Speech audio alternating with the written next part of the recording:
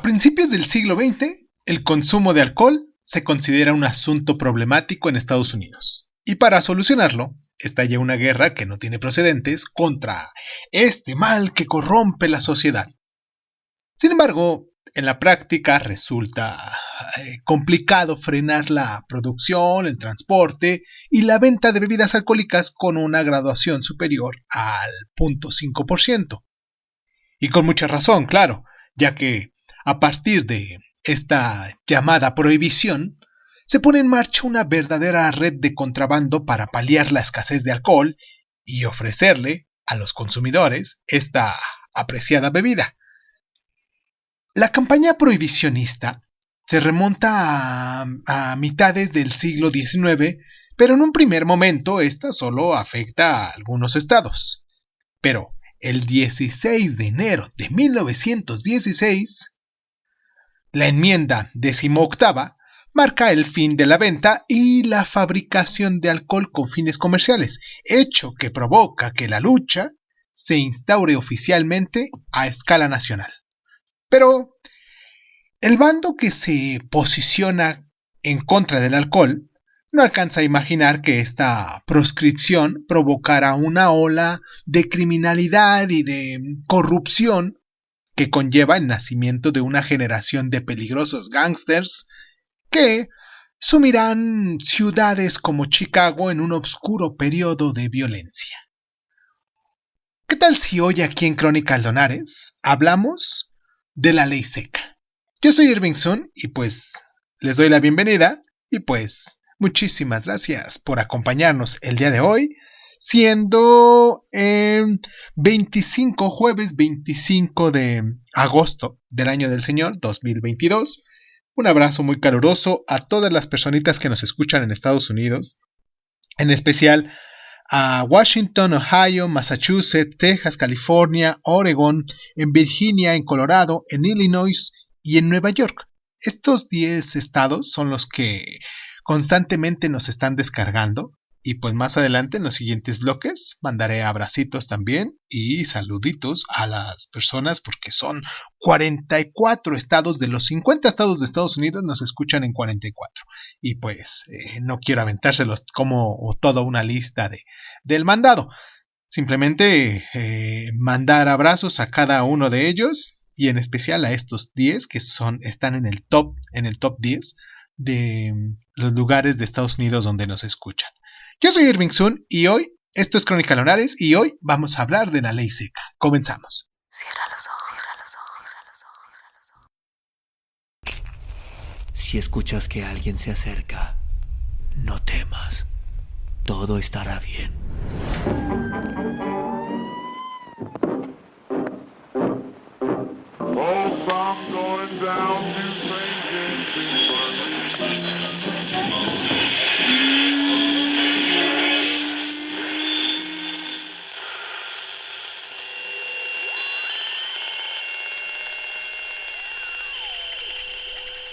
Estás escuchando Crónicas Lunares, el lugar donde entramos por tus oídos.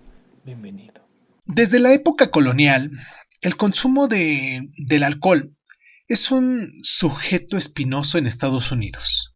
Si bien se sabe, la bebida está omnipresente en todo el país y se consume en los salons, lugares de encuentro muy importantes para la sociedad estadounidense que abundan antes de la ley seca, porque se decía que había un salón por cada 300 habitantes.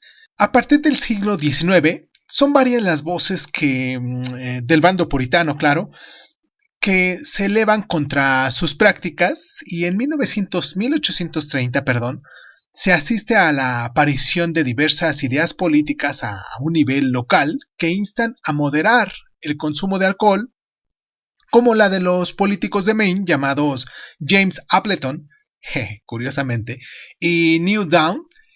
Este último, de hecho, convierte Portland en la primera ciudad seca de Estados Unidos en 1840 y es el padre de la ley seca, aunque sus motivaciones estaban sobre todo guiadas por un rechazo hacia los inmigrantes, muchos de los cuales tenían salones y eran vendedores de alcohol. A continuación, varios estados y ciudades deciden prohibir el alcohol en la década de 1850 y no obstante, el movimiento se esfuma rápidamente en todos los estados excepto en el de Maine, que mantiene vigente esta prohibición entre 1851 y 1856. Después de la Guerra Civil, que duró del 1861 al 65, son las mujeres que retomaron esta protesta, siguiendo el ejemplo de Diocletian Lewis, un predicador que acostumbraba a acudir a las tabernas para rezar entre los consumidores. Emma Thompson, hija del gobernador de Ohio, Allen Trimble, canta junto con otras mujeres de clase media himnos en lugares de venta de alcohol y reza por su cierre. En algunos casos logran su cometido, pero el movimiento acaba fracasando y los establecimientos que habían cerrado vuelven a abrir sus puertas. Ya en 1860 y 1870, otros activistas intentan reavivar sin mucho éxito la llamada Ley Seca, pero la situación cambia en 1874, cuando aparece un movimiento feminista a favor de la templanza llamado Women's Christian Templations Union, la WCTU, Unión Cristiana de Mujeres por la Templanza, y esta organización se desarrolla a ganar terreno bajo la batuta de Frances Willard, sufragista y militante feminista estadounidense, que dirige a sus grupos con mando de hierro durante 25 años. Al principio, esta lucha contra el alcohol es un movimiento marginal, pero con el paso del tiempo se convierte en el caballo de batalla de organizaciones más estructuradas como la WCTU, lo que habíamos dicho, la Unión Cristiana de Mujeres por la Templanza. Sin embargo, la que dinamiza la lucha es la Anti-Salon League, la Liga Anti-Salón, creada en el año de 1893 y liderada principalmente por protestantes ricos y por hombres de negocios. La figura más destacada de este movimiento es la del abogado Wayne Weller, considerado uno de los precursores del lobbying, que son las actividades de presión realizadas en torno a autoridades políticas para defender ciertos intereses en los Estados Unidos, y a partir de ese momento, la idea de prohibir la venta y la fabricación de alcohol se desarrolla en todas las capas de la sociedad estadounidense. Por ejemplo, Henry Ford, que fue un industrial estadounidense, uno de los magnates, se posiciona a favor de la abstinencia de sus obreros y no le tiembla el pulso al despedir a los que son alcohólicos. En 1910, una veintena de estados ya prohíben la venta de alcohol y en 3 años más tarde, James Franklin Hanley, antiguo gobernador de Indiana, hace un llamado a la prohibición y trata de que se extienda sobre toda la nación.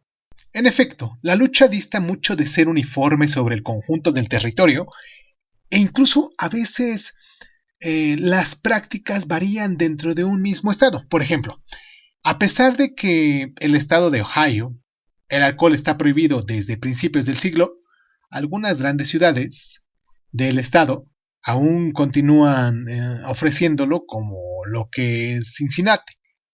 Aunque la ley seca debía limitar el consumo del alcohol, lo cierto es que da pie a la clandestinidad. En el estado de Ohio se calcula que hay alrededor de unos 7.050 salones en 1908 y 3 años más tarde se anexaron 690 nuevos establecimientos. Las filas prohibicionistas son extremadamente variadas. Algunas están guiadas por una conciencia social y ven en el alcohol un instrumento para someter a los obreros contra el que hay que luchar, de la misma manera que hay que combatir la segregación y prohibir el trabajo infantil, y así pues, progresistas, abolicionistas, sindicalistas, trabajan por el cierre de los lugares de bebidas y de libertinaje. A esto se le suman tenaces conservadores que ven el control como un mal de los inmigrantes que habían traído desde Europa Y para ellos la prohibición es una medida contra los extranjeros que han llegado para instalarse en Estados Unidos y que corrompen la nación. El contexto de la Primera Guerra Mundial sirve en gran medida a la causa prohibicionista. Y en efecto, a la población de Estados Unidos les molesta el visible nacionalismo de los germano-estadounidenses, a menudo regentes de los bares. Entonces, para incomodarlos, Wayne Wessler lanza una inteligente propaganda y una importante acción de presión que hace que parezca que todos los males de la sociedad están provocados por los inmigrantes alemanes y su tendencia a beber. Sin embargo, cuando el país entra en guerra, los germano-estadounidenses luchan bajo la bandera estadounidense. Con todo, a pesar del compromiso con la nación de estos alemanes, de estos germano-estadounidenses, el trabajo de la Liga Antisalón obtiene frutos y la comunidad es denigrada. Además, la cólera contra los fabricantes y los vendedores de bebidas alcohólicas crece debido a que los cereales, un producto más escaso en esta época de conflicto, como lo fue en muchos lugares del mundo, se utiliza para destilar alcohol y no para alimentar a la gente y participar en el esfuerzo de la guerra. Vamos a hacer nuestra primera pausa aquí en el programa porque quiero más adelante hablarles sobre esta situación, pero sobre los personajes principales, los que estuvieron moviendo los hilos de la venta del alcohol en primera instancia y también los que estuvieron en contra de esta venta de alcohol. Vamos a nuestra pausa y nos pueden descargar como Crónica Lunares de Zoom en Facebook, en Instagram, en YouTube. Nos pueden escuchar también en las diferentes plataformas de audio y podcast. Y pues nada, vamos a nuestra pausa. ¿Qué más les iba a decir? Quiero mandarle abrazos a la gente de Florida, de Rhode Island, de Georgia, de New Jersey, de Minnesota, de Carolina del Sur, de Michigan, de Carolina del Norte, de Pensilvania, de Tennessee. Y bueno, por el momento, a estas personitas que también nos están escuchando. Vamos a nuestra pausa y regresamos con nuestras biografías. Hablaremos de George Remus, de Alfonso Capone y mejor conocido por Al Capone. Y después de eso, pues estos dos personajes que fueron muy importantes para este movimiento. Pero bueno, vamos a nuestra pausa ya sin tanto rollo y regresamos.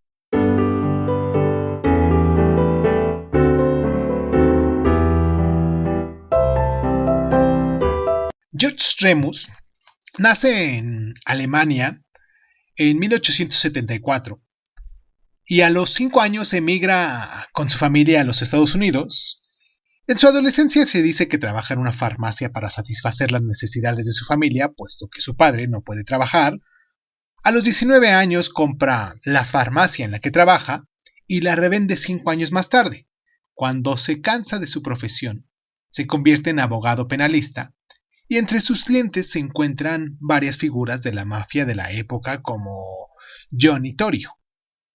Cuando se ratifica la enmienda 18, George Remus se da cuenta de que puede obtener un interesante beneficio, como muchos de los que han destacado en las crisis, y entonces se muda a Cincinnati con el objeto de comprar una destilería, ya que ahí se concentran el 80% de estas destilerías, en Cincinnati. Su plan consiste en fabricar whisky, oficialmente con fines farmacéuticos.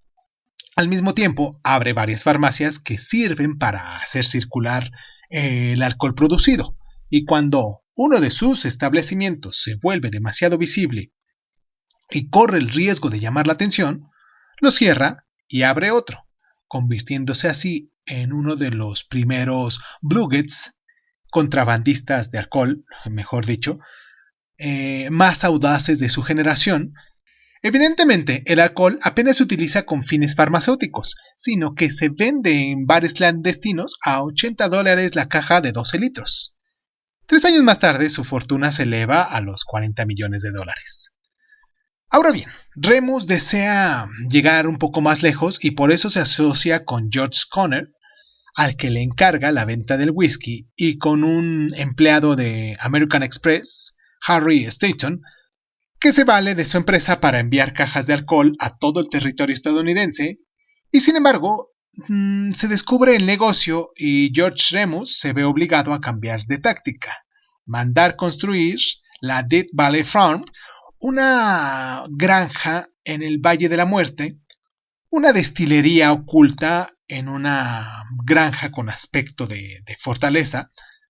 Además, en este campo fortificado pone en marcha una red de camiones blindados para entregar sus reservas por todo el país, y con el fin de garantizarse la lealtad de sus choferes, George Remus les ofrece un buen salario, alojamiento, comida y, obviamente, whisky. También realiza importantes sobornos a las autoridades para que cierren los ojos con su tráfico. Sin embargo, en 1925 es desenmascarado y condenado a 2 años de cárcel por contrabando de alcohol. 2 años después, su mujer Imogen le pide el divorcio tras estafarle con un policía corrupto, y cuando ella llega al tribunal para el veredicto, George Remus le dispara en el abdomen, alega de locura y solo se enfrenta a una breve pena en un instituto especializado. Acaba sus días humildemente en Kentucky, donde fallece en el año de 1952. ¿Sabían que algunos creen que George Remus sirvió de inspiración a Francis Scott Fitzgerald para crear el personaje de Guy Gatsby, la figura central de la novela del Gran Gatsby?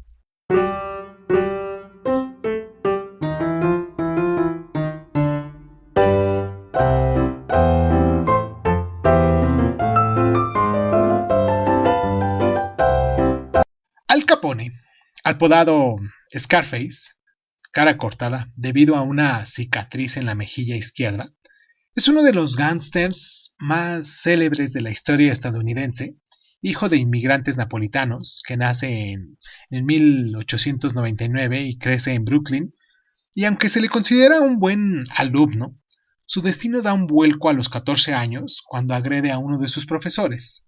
A los 20 años, se convierte en el protegido del mafioso Johnny Torrio, su vecino en Nueva York, y poco tiempo después se une a la banda Five Pointers y obtiene el puesto de portero en un bar del bandido local Frankie Yale. Ya en 1918 se casa con una mujer de origen irlandés llamada May Cullin y se muda de Nueva York a Baltimore con la idea de comenzar a trabajar en un empleo un poquito más respetable, con la idea de trabajar de contable, pero en su nueva carrera dura poco, ya que a partir de 1920 vuelve junto a Johnny Torrio a Chicago y asciende puestos en su organización hasta convertirse en su principal socio. 5 años después, cuando acaba de salvarse de un intento de asesinato orquestado por la gente próxima de Charles Dent O'Brien, mafioso irlando-estadounidense también muy conocido en la época, Johnny Torrio decide retirarse a Italia dejando atrás un imperio estimado en varios cientos de millones de dólares.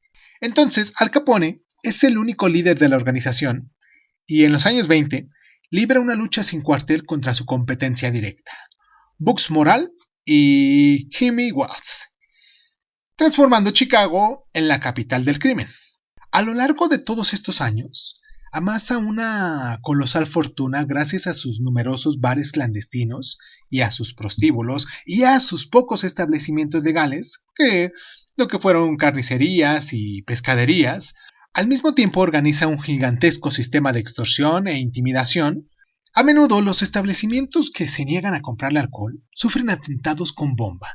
No obstante, aunque el gángster acumula mucho dinero, también debe enfrentarse a numerosos gastos, como los derivados de la corrupción policial.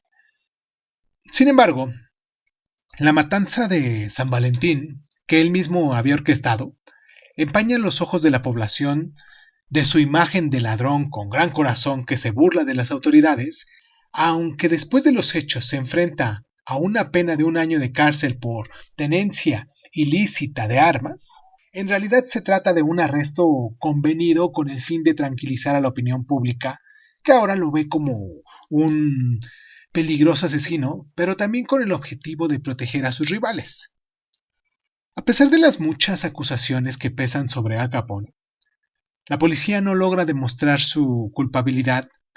Sin embargo, tras una larga investigación en sus finanzas, el 24 de octubre de 1931 es condenado a 11 años de prisión por evasión fiscal. Padece de sífilis desde hace mucho tiempo y su estado de salud empeora en la cárcel. En 1939 es puesto en libertad bajo fianza y fallece en el 1947, víctima de un paro cardíaco tras pasar 3 días en coma.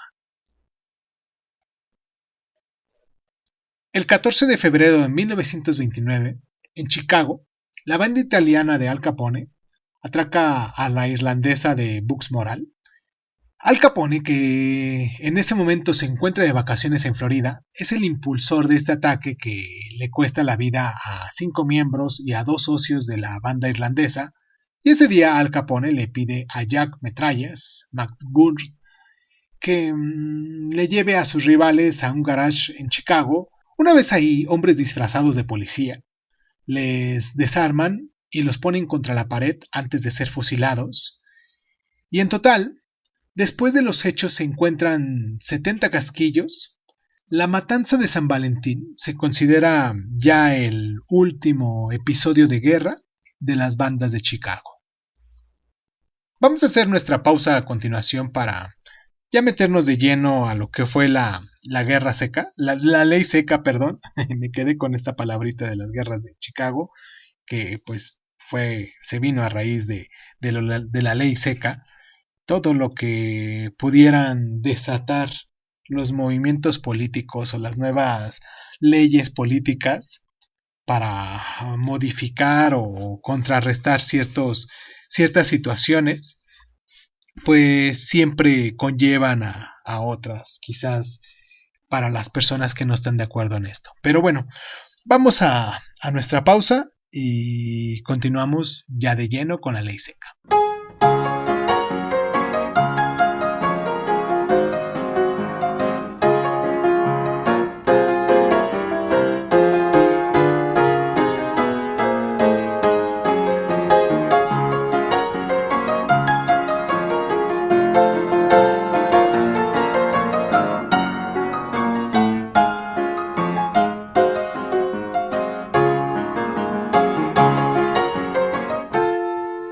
La ley Volstead, ratificada el 16 de enero de 1919, refuerza nuestra ya enmienda número 18 y entra en vigor a partir de 1920. Debe su nombre al representante de Minnesota, Andrew Bosley, que pone en marcha su proyecto de ley guiado por Wayne Wessler. La ley seca quiere luchar contra el abuso del alcohol, pero no prohíbe por completo las bebidas espirituosas. Es posible tenerlas en casa y por lo tanto también comprarlas. La ley autoriza especialmente el vino sagrado, la sidra, el alcohol bajo prescripción y el que se utiliza en la industria o en ciertos productos domésticos y de consumo.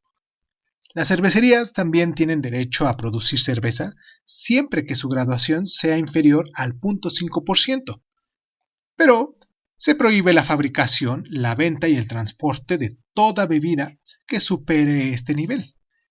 En caso de la violación de la ley, las multas pueden ascender a unos $1,000 y el contraventor puede enfrentarse a 30 días de cárcel por su primera infracción. Si es reincidente, la multa se eleva a unos $10,000 y el condenado puede enfrentarse a 1 año de cárcel. La ley Volstead también prohíbe la publicidad a favor del alcohol y la posesión de objetos que se permitan destilar, y sin embargo no habla sobre la tenencia y el consumo de alcohol en el ámbito privado.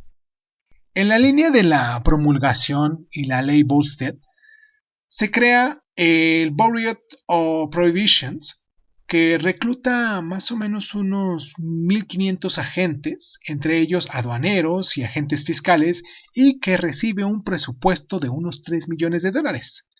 Esta oficina, que se encuentra bajo la tutela del Internal Revenue Service, agencia gubernamental que se encarga en la recaudación de impuestos, se encarga de velar por el respeto de las leyes fiscales, de realizar batidas en los bares clandestinos y de investigar las irregularidades cometidas. Sin embargo, el reclutamiento de sus efectivos no siempre es riguroso y el servicio se corrompe enseguida, como muchas de las cosas que pasaron, lo que mueve el dinero, ¿no?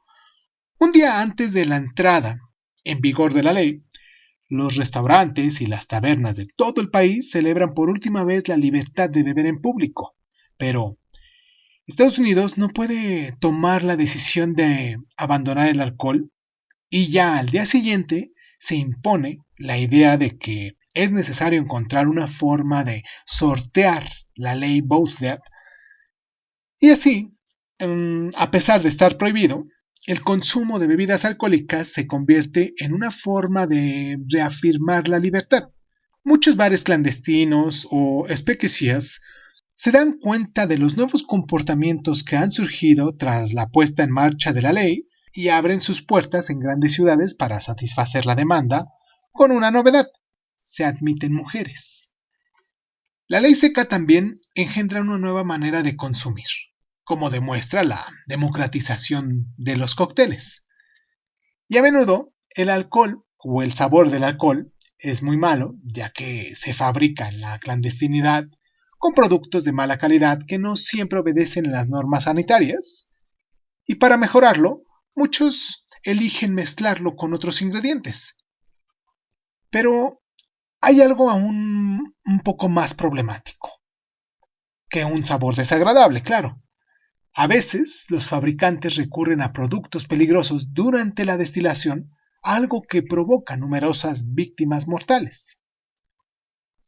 El speakeasy, también llamado blind pig, cerdo ciego, aunque este último nombre a menudo se utiliza para referirse a bares de mala muerte, de clandestinos, es un tipo de bar clandestino que florece durante la ley seca y suele estar en manos de mafia y ofrecen diversos atractivos, desde conciertos de jazz hasta restauración. Y su prosperidad durante la época se debe principalmente a los policías corruptos que avisan a los dueños de las batidas y que se hacen de la vista gorda ante sus actividades. El abastecimiento de las tabernas se utiliza a través de las redes clandestinas y para ello los gángsters dan rienda suelta a su imaginación. Algunos compran tabernas y destilerías y se asocian con los dueños, ya que tienen los establecimientos. Estos últimos, que ofrecen sus conocimientos, no dudan en mezclar su producción con otros productos para aumentar su rentabilidad. Otros importan clandestinamente ginebra, whisky y ron desde Canadá, de las Antillas, también de México y a veces incluso de Europa. San Pedro y Miquelón, archipiélago de los franceses de Norteamérica, verdadero epicentro del contrabando, nunca había sido tan próspero como durante todo este periodo. Y aunque la misión de los diplomáticos estadounidenses es actuar contra este nuevo comercio, los países limítrofes no están muy interesados en apoyar a Estados Unidos en esta cruzada contra el alcohol.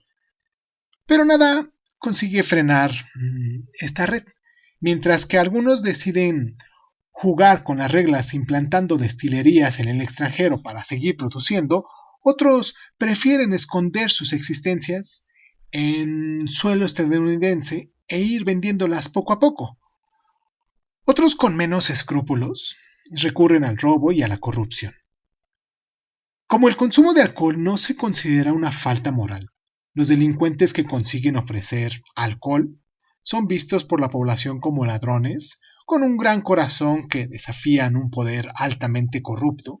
Por otra parte, es por todos sabidos que el presidente republicano de la época, Warren G.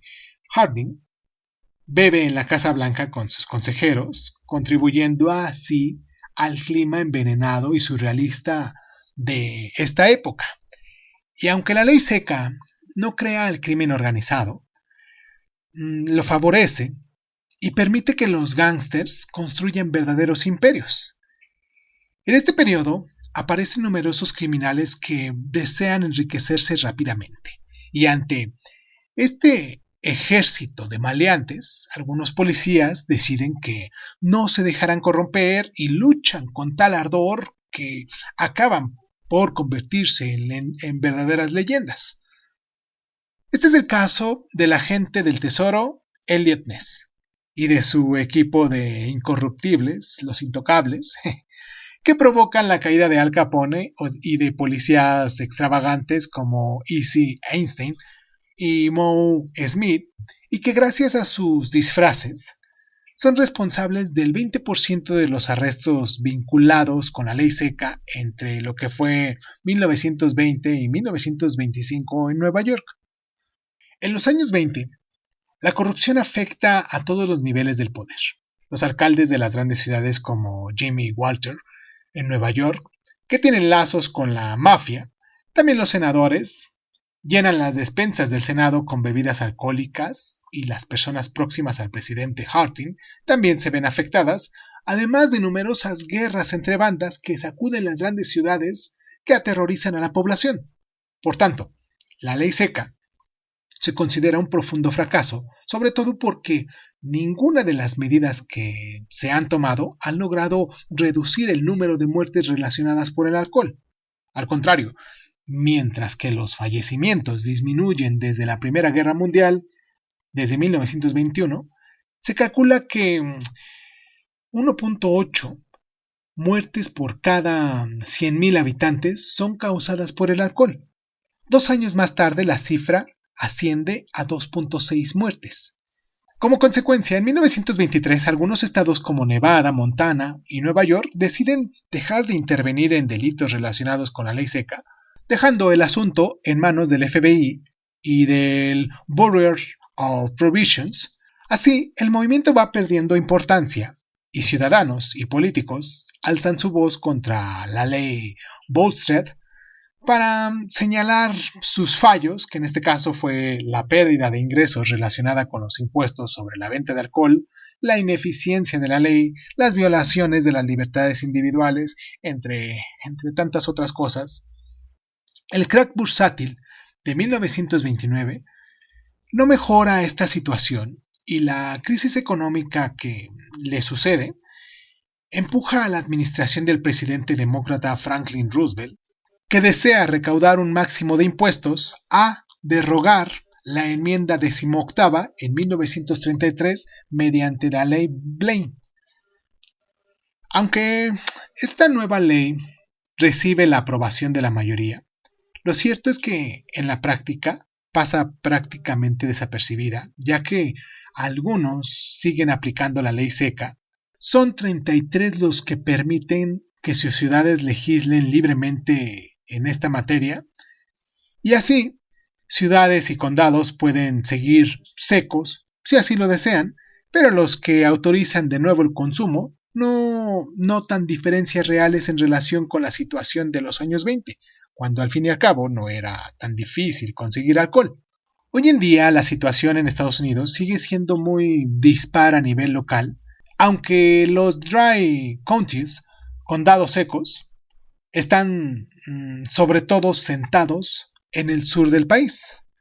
Vamos a nuestra pausa, pero no sin antes mandar un abrazo a la gente que nos escucha en Wisconsin, en el distrito de Columbia, en Connecticut, en Missouri, en Alabama, en Arizona, en Nuevo México, en Luisiana, en Maryland, en Iowa, en esos lugarcitos que son donde nos están descargando, donde se toman el tiempo para dejarnos también sus mensajes, para estar ahí con nosotros.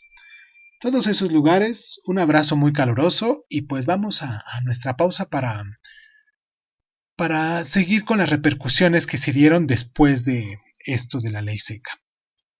Vamos a la pausa y regresamos.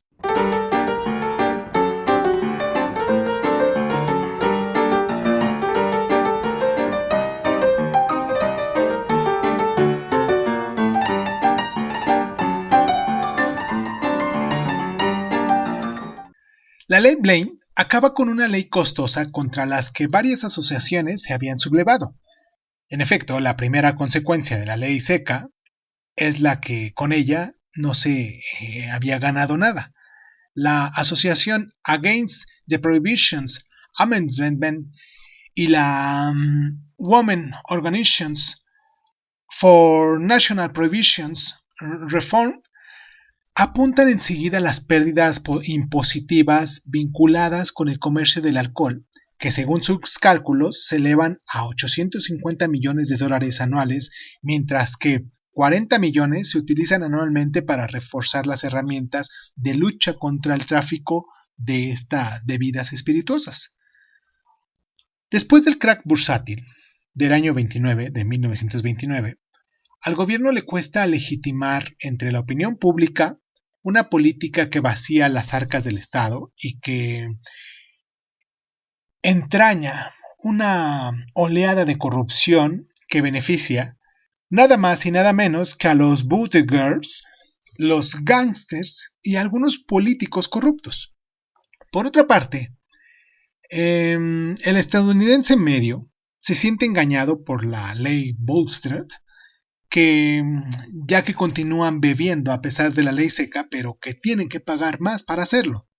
Además de las pérdidas que evoca la enmienda 18 y la ley Volstead, perjudican sobre todo la seguridad de la población, y el fin de la ley seca no marca el del crimen organizado, cuyo desarrollo contribuye a las ciudades del norte o del noreste que se vean castigadas por los ajustes de cuentas. La ciudad de Chicago se convierte de esta forma en un lugar de perdición en el que el beneficio, el dinero fácil y los placeres inmediatos priman sobre los valores de fuerza y de valentía que el país intentaba inculcar a sus ciudadanos. A partir de los años 30, cineastas y periodistas aprovechan esta escalada de violencia y disfrutan con las historias de lucha de bandas y maleantes, dándole a algunas ciudades una aura terrorífica, y de esta forma las películas de la época sitúan en el corazón de sus tramas la influencia de los criminales sobre los políticos, los abogados corruptos y los gángsters sanguinarios, algo que contribuye a difundir la imagen de un mundo lleno de corrupción. La industria cinematográfica va incluso más allá y contrata a delincuentes rehabilitados como actores o asesores, dándole a las historias un aspecto casi documental.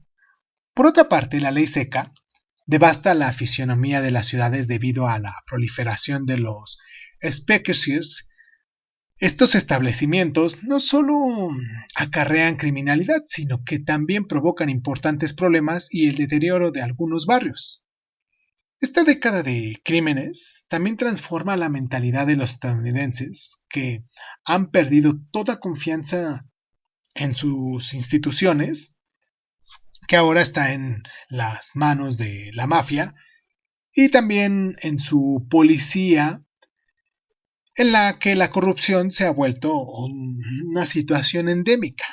Con la aprobación de la ley Blaine, los nuevos bandidos no cambian su trabajo por profesiones legales, claro que no, sino que continúan con sus actividades y se concentran en otros ámbitos, como lo es la extorsión, el tráfico de drogas, el control de la prostitución, etc.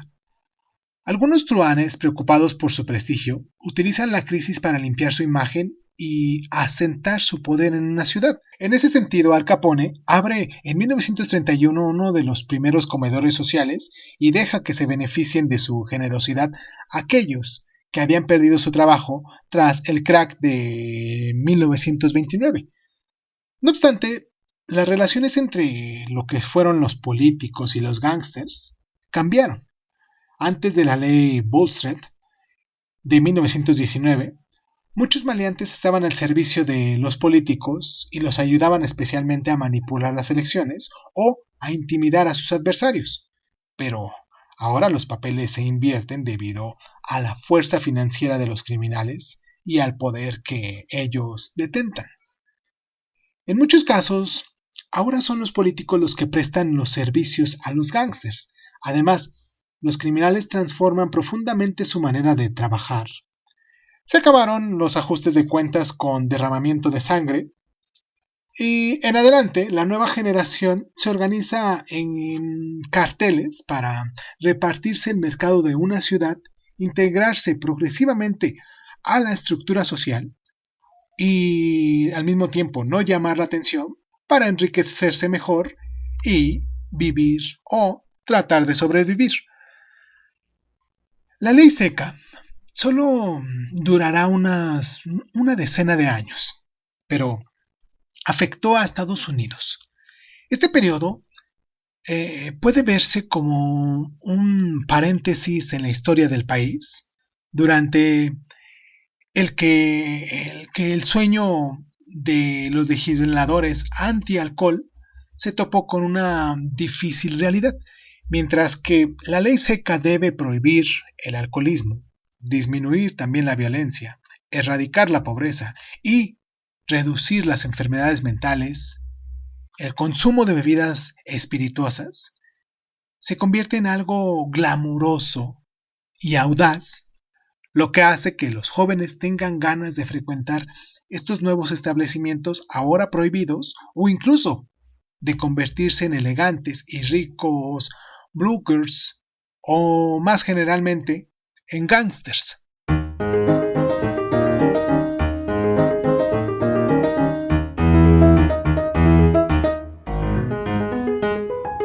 Vamos a hacer nuestro resumen en este último bloque para hablar de esto rápidamente, de todo lo que dijimos en estos 50 minutos, más de 50 minutos que llevamos. Y empezamos con esto, ¿no? Ya sabemos que en Estados Unidos el alcohol siempre en ese momento fue un tema controvertido. A finales del siglo XIX se forman diferentes asociaciones con el fin de promover los beneficios de la templanza.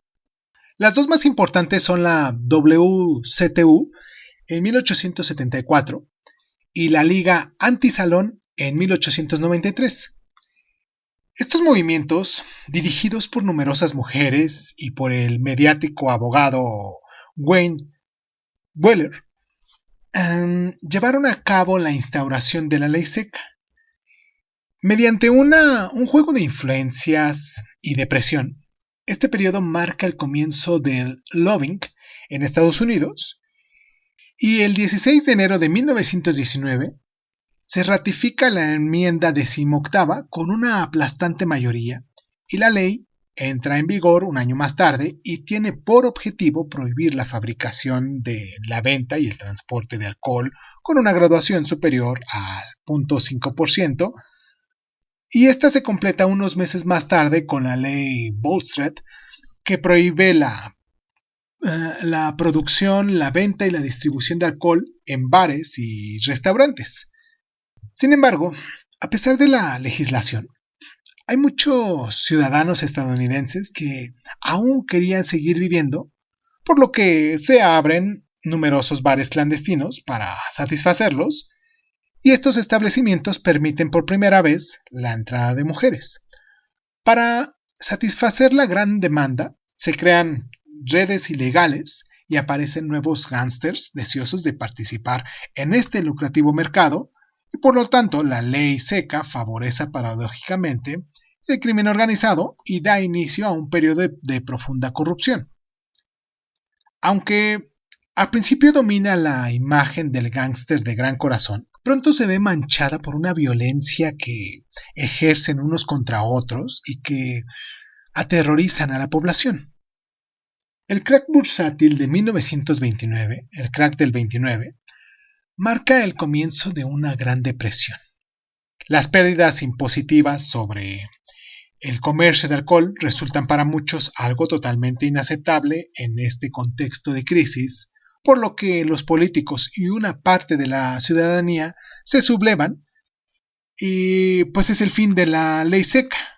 Esta decisión es ratificada por la ley Blaine el 17 de febrero de 1933 y aunque el alcohol vuelve a estar autorizado, asistimos a un gran paso del crimen organizado en otras actividades, o sea, como ratas, se movieron por todos lados, ¿no?